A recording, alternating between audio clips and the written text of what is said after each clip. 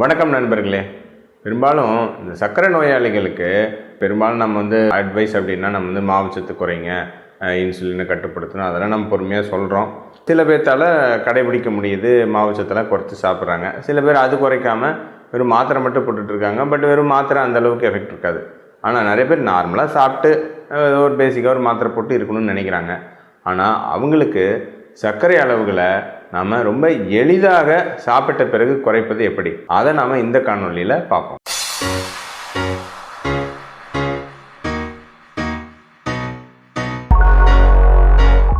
சர்க்கரை நோயில் சர்க்கரை அளவுகள் அதிக அளவில் ஏறுறதுக்கு காரணம் என்ன? நம்ம உடம்புல இருக்கக்கூடிய இன்சுலின் அப்படிங்கிற ஹார்மோன் சரியாக வேலை செய்கிறதில்ல. இன்சுலின் ரெசிஸ்டன்ஸ் அப்படின்னு சொல்கிறோம்.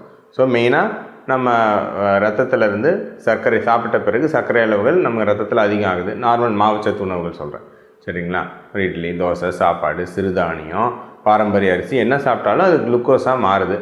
அந்த குளுக்கோஸை மறுபடியும் நம்ம செல்லுக்குள்ளே நம்ம ஈர்த்துக்கிறதுக்கு இன்சுலின்கிற ஹார்மோன் சரியாக செயல்பட்டால் தான் உங்களுக்கு அது நடக்கும். அது நடக்காததுனால உங்களுக்கு ரத்தத்தில் சர்க்கரை அளவுகள் அதிகமாகுது. அது பிரச்சனை ஏற்படுத்துது. அப்போ சர்க்கரை அளவுகளை குறைக்கிறதுக்கு நம்ம என்ன பண்ணுறோம்? ஒன்றா இன்னும் அதிக அளவில் இன்சுலின் சுரக்க வைக்கிறதுக்கு மாத்திரை போடுறோம். பட் இதில் லாஜிக் இருக்கான்னு நான் ஆல்ரெடி சொல்லியிருக்கேன். இன்சுலின் சரியாக வேலை செய்யாதது தான் பிரச்சனை. இதில் இன்னும் இன்சுலினை எக்ஸ்ட்ரா சுரக்கிறதுக்கு இன்னும் மருந்து போட்டால் அந்தளவுக்கு எஃபெக்டிவாக இருக்காது. அதனால தான் நார்மலாக எப்பவும் போல் சாப்பிட்டுட்டு வெறும் மாத்திரை மட்டும் போடுறவங்களுக்கு பெருசாக எஃபெக்ட் இருக்கிறதில்ல.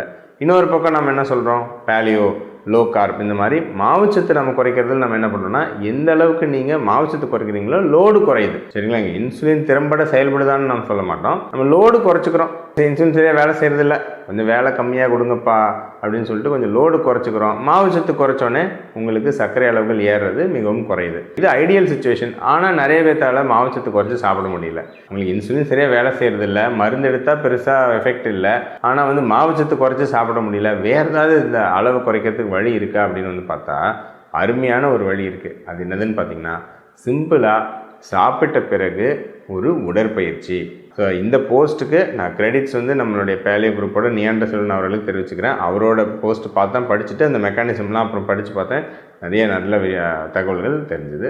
அது என்னன்னு பார்ப்போம். ஸோ இதில் அடிப்படையில் நம்ம இன்சுலின் சர்க்கரை உள்ளே போகிறதுக்கு ஹெல்ப் பண்ணுது அப்படின்னு பார்த்தோம். இதில் இன்னும் ஒரு ஆழமான விஷயம் என்னென்னா, இன்சுலின் எப்படி உங்களுக்கு இந்த சர்க்கரை உள்ளே தள்ளுது அப்படின்னா, இன்சுலின் நம்ம செல்களுக்குள்ளே இந்த குளுக்கோஸ் உள்ளே போகிறதுக்கு குளுக்கோஸ் டிரான்ஸ்போர்ட்டர் அப்படின்னு சொல்லிட்டு ஒரு ப்ரோட்டீன் இருக்குங்க. அதுதான் அந்த செல்லோட சுவரில் இருக்கும். இப்போ உதாரணத்துக்கு பெரிய பெரிய கிளப்பு அதுக்கெலாம் போனால் வெளியே 2 பவுன்சர் இருப்பானுங்கள்ல, அவங்க தான் பார்த்திங்கன்னா நின்றுட்டு ஆளை உள்ளே அலோவ் பண்ணுவாங்க. அவனை பார்ப்பாங்க, நீ உள்ளே அலோவ்டா இல்லையா, ஒரு செக்யூரிட்டி மாதிரி ஒரு இருப்பாங்க இல்லையா. ஸோ அவங்க தான் உள்ளே ஒரு ஆள் போகணுமா வேணாமா அப்படிங்கிறத தீர்மானிக்கிறாங்க. அதே மாதிரி இந்த இன்சுலின் ஹார்மோன் சரியாக வேலை செய்கிறவங்களுக்கு இந்த GLUT4 அப்படின்னு ஒரு டிரான்ஸ்போர்ட்டர் புரதம், அந்த புரதம் கரெக்டாக வாசலில் நின்றுட்டு ரெடியாக இருக்கும். சாப்பிட்ட பிறகு ஏறுற குளுக்கோஸ் எல்லாம் உள்ளே தள்ளி உங்களுக்கு செல்லுக்குள்ளே கொண்டு போகிறதுக்கு உடனே ரத்தத்தில் சர்க்கரை அளவுகள் குறைஞ்சிரும். இது இயற்கையாக நடக்குது. ஆனால் டயபெட்டிஸ் உள்ளவங்களுக்கு இந்த இன்சுலின் சரியாக வேலை செய்யாதனால இந்த GLUT4 டிரான்ஸ்போர்ட்டர் சரியாக எக்ஸ்பிரஸ் ஆகாது இந்த செல்லோட இதில். ஸோ அதனால் அந்த ஒரு செக்யூரிட்டி அந்த பவுன்சரோ செக்யூரிட்டியோ அவங்க அந்த இடத்துல வாசலில் நிற்க மாட்டாங்க. ஸோ கதவு அடைச்சி கிடக்கு. ஸோ கதவு அடைச்சி கிடக்கிறதுனால மக்கள் இங்கேருந்து உள்ள அந்த ஹோட்டலுக்கோ ஒரு இடத்துக்கோ போக முடியல. ஸோ இதில் எல்லாம் மக்கள் தேங்கி போயிடுது, கூட்டம் ஜாஸ்தியாகிடுது. அந்த மாதிரி ரத்தத்தில் சர்க்கரை அளவுகள் ஜாஸ்தியாகிடுது. இதுதான் பேசிக்காக நடக்குது. ஆனால் இப்போது நம்ம என்ன கண்டுபிடிச்சிருக்காங்க அப்படின்னா, நாம் சாப்பிட்ட பிறகு நம்ம எக்ஸசைஸ் பண்ணுறோன்னு வச்சுக்கோங்க, இன்சுலினோட உதவி இல்லாமல், இன்சுலினே சரியாக வேலை செய்யலை, டைப் 2 டயபெட்டிஸ் எல்லாம் ஓகே, இன்சுலினோட உதவி இல்லாமையே உங்களுக்கு இந்த GLUT4 டிரான்ஸ்போர்ட்டர்ஸ் எக்ஸ்பிரஸ் ஆகுது செல்ஸில். ஸோ இன்சுலினோட உதவி இல்லாமையே இந்த GLUT4 டிரான்ஸ்போர்ட்டர்ஸ் எக்ஸ்பிரஸ் ஆகிறதுனால உங்களுக்கு ரத்தத்தில் உள்ள சர்க்கரை அளவுகள் ஈஸியாக செல்லுக்குள்ளே போயிடுது.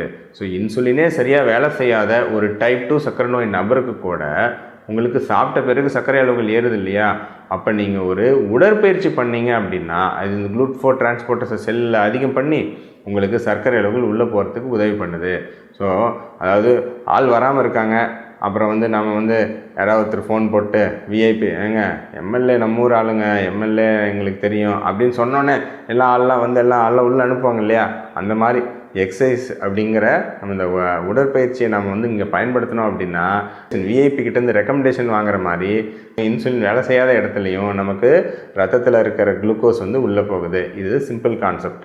இதனால் சரியாக இன்சுலின் வேலை செய்யாத மக்கள் கூட சாப்பிட்ட பிறகு ஒரு உடற்பயிற்சி பண்ணாங்க அப்படின்னா அருமையாக சர்க்கரை அளவுகள் குறையும். எந்த அளவுக்கு சர்க்கரை அளவுகள் குறையுது அப்படின்னு பார்த்தீங்கன்னா ஒரு அருமையான ஸ்டடி பண்ணி பார்த்துருக்காங்க. சாப்பிட்டு அரை மணி நேரம் கழிச்சு ஒரு உடற்பயிற்சி, அது 4 விதமான உடற்பயிற்சி.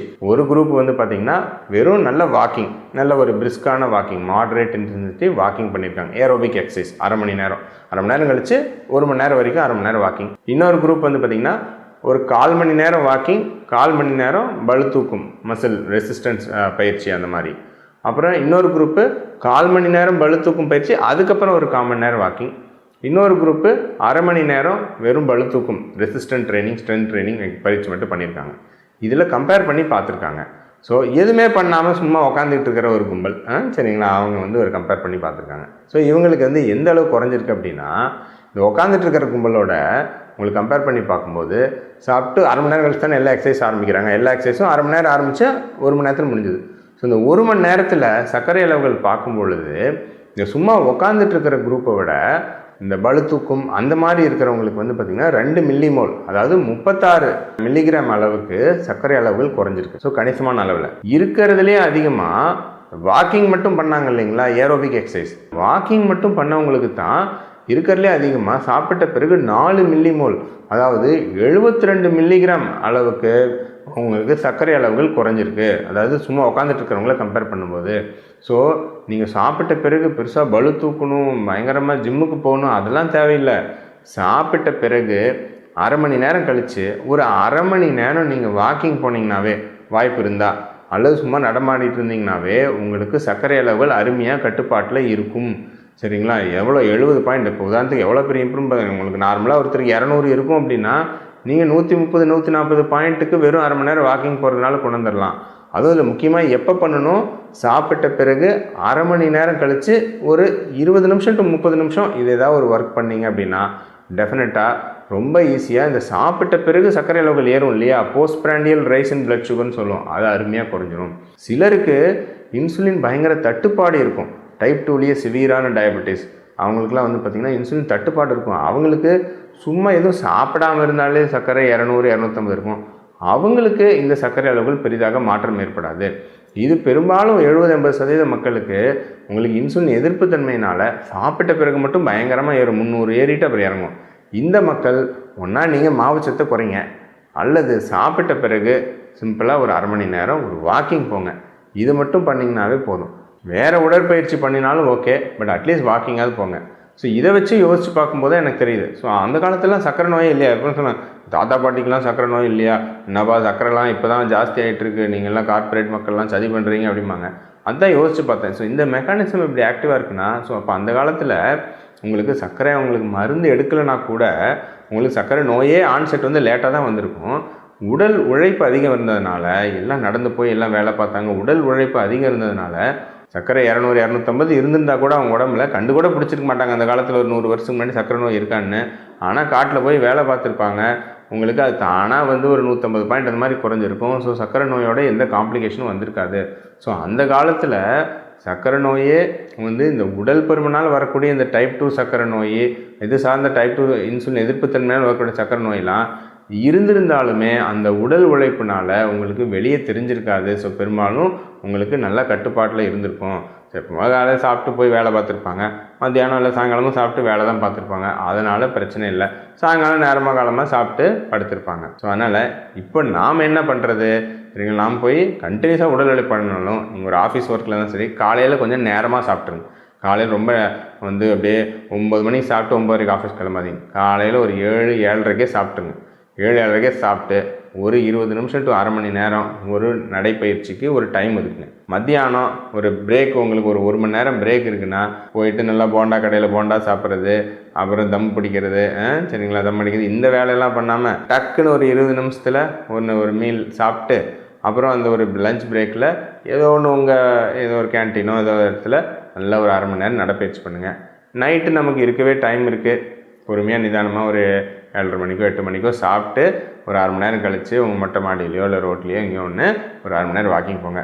நீங்கள் இந்த எளிதான வாழ்க்கை முறை மாற்றங்களை கடைபிடிச்சு உங்களுக்கு ஒரு 3 வேளையும் சாப்பிட்ட பிறகு எந்த மாவுச்சத்து உணவு சாப்பிட்டாலும் அதுக்கு பிறகு ஒரு 20 நிமிஷத்துலேருந்து ஒரு 1/2 மணி நேரம் ஒரு சிம்பிள் நடைப்பயிற்சி, அந்த மாதிரி ஏதோ ஒரு எக்ஸசைஸு, வேறு ஏதாவது நடைப்பயிற்சி, இப்போ வீட்டில் ஒரு சைக்கிள் வச்சுருக்கீங்க இல்லை ட்ரெட்மில், அந்த மாதிரி பண்ணாலும் ஓகே. ஏதோ ஒரு சிம்பிள் கார்டியோ ஆக்டிவிட்டி நீங்கள் பண்ணிவிட்டு மாவுச்சத்தை ஃபுல்லாக பேலியோ அப்படிங்கிற அளவுக்கு இல்லைனா கூட ஒரு பாதிக்கு பாதி மாவுச்சத்தை நீங்கள் குறைக்கிறீங்க. அது ஒரு பக்கம் குறைச்சிட்டு இன்னொரு பக்கம் உடற்பயிற்சி பண்ணிங்கன்னா உங்களுக்கு சர்க்கரை அளவுகள் ஒரு 100லேருந்து 150 பாயிண்ட் கணிசமாக குறைக்க முடியும். சர்க்கரை அளவுகளை அருமையாக கட்டுப்பாட்டுக்குள்ளே வைக்க முடியும். ஸோ இந்த எளிதான மாற்றத்தை உங்கள் வாழ்க்கை முறையில் பண்ண ஆரம்பிங்க. சர்க்கரை நோயாளிகளுக்கு இந்த சாப்பிட்ட பிறகு நடைப்பயிற்சி ஒரு வரப்பிரசாதம்.